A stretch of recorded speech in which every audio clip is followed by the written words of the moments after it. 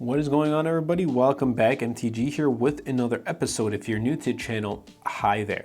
So this is iOS 17 running on the iPhone SE 2022. I also am running Apple Watch OS 10 on my Apple Watch SE 2.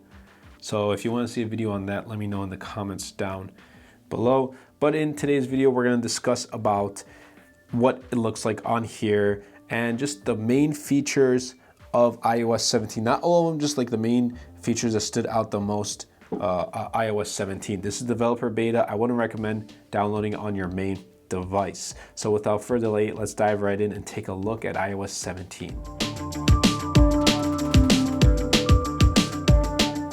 All right, so the first main feature and the biggest overall, visual overall change is going to be standby mode. So standby mode is when your iPhone is locked and in landscape mode.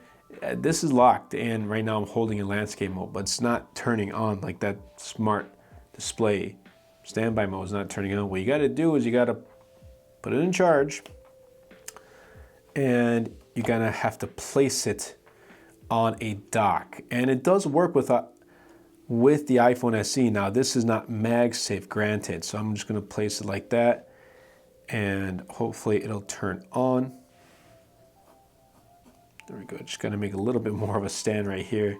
It's a little bit of a hassle, but it does end up working. So there we go.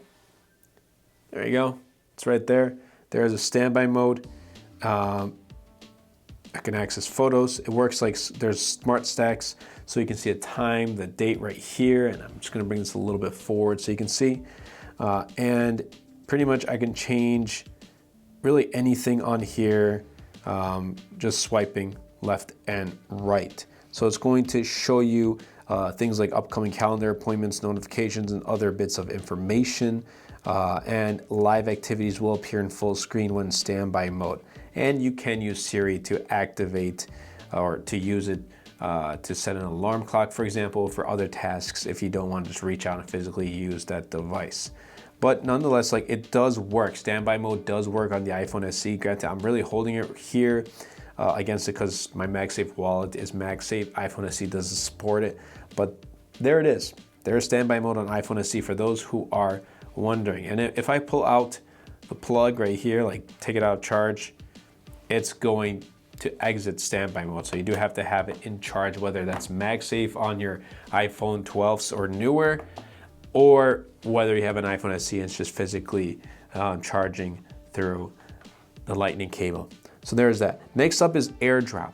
So you have the ability to simply hold your iPhone alongside another iPhone to initiate file transfer through AIRDROP. That's pretty cool. And then you can also continue that transfers over the internet. So you can walk away once an AIRDROP transfer has started. Next up is going to be NAMEDROP. This is an easier way to share contact details with someone. Maybe you don't have their phone number, you just met them, whatever it is. This happened to me a couple days ago. It would have been just easier just to tap and bam, I have their information all set to go. And you can choose what type of specific phone numbers or email addresses you want to share. And this also brings in the next feature, personalized contact posters. This is going to have you create a specific image with typography that's going to appear on the devices of people you call. You can use a photo of yourself or create an emoji if you prefer, and you can also choose specific background colors and fonts for that typography that you choose. So it's going to form part of your contact card, so it's going to appear on any iPhone you call. Next up is going to be live voicemail. This is actually a pretty cool feature. So live voicemail is going to transcribe a voicemail in real time. So in essence, you can decide if you want to answer the call or not. Good job, Apple. Sometimes you may not want to answer the call and you can see what they're talking about. And if it's important, you pick up. If not, just let it be. Next up, widgets. They're becoming more interactive with iOS 17. So you can do things like complete a to-do list, access your home controls, or even pause a podcast from the widget instead of going through the app. Just an extra step. And I'm sure developers are going to be working on their apps and their respective widgets for those apps to make sure they can use them without actually entering the application. Why am I gonna enter the podcast app just to pause it when I can just tap pause and pause the music or pause the podcast. You know, this makes it really easier. It just makes it more fluid for the user and responsive for the user when interacting with their iPhone. Next up is going to be FaceTime. So you can leave an audio or video message with FaceTime. It's also coming to Apple TV. So if you have Apple TV, that's cool. You can now use Apple TV and FaceTime to work together. Next up is messages.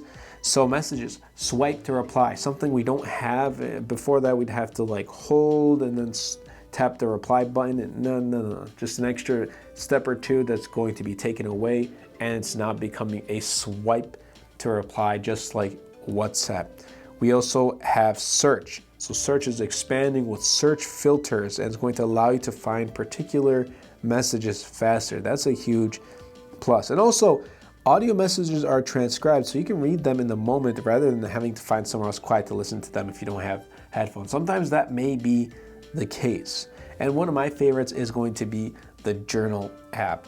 And why? Because I used to write journals every single day. It used to keep me on task and actually keep me very productive. While I did write journals this past year, it just hasn't been every single day. It hasn't been very frequent, and hopefully I get back on that track. So Journal app, it's going to be available later in the year. It's going to intelligently create suggestions such as photos from that day or your activity to encourage you to write down what you've done during that day and preserve memories. You can add details to your entry with photos, music, and audio messages, something you can't do with a physical journal. And it's also possible to lock your journal and only you have access. So good job, Apple, in that sense. But iOS 17 on the iPhone SE 2, so far it's been smooth. I've had no really lag whatsoever. And that just proves that Apple does a really good job with optimization with software and with their hardware. So keep it up, Apple.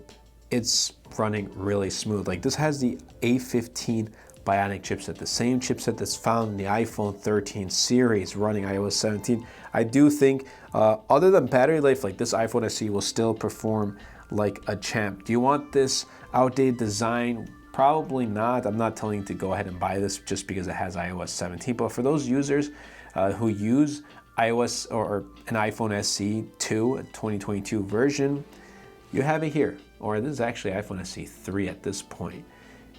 You have it here. You have iOS 17 on your latest iPhone.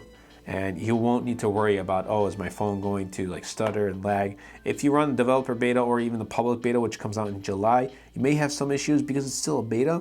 Both public release, you should be off good with the public release in September of 2023 with the new iPhone 16 series. But that's really been it with iOS 17 on iPhone 17. No huge like design visual change other than standby mode. If you did enjoy this video, be sure to smash the like button, comment down below, and best of all, share this video because it really does help out the channel a lot and will help push my content out to more people. That's been it from me, and I'll catch you guys in the next episode.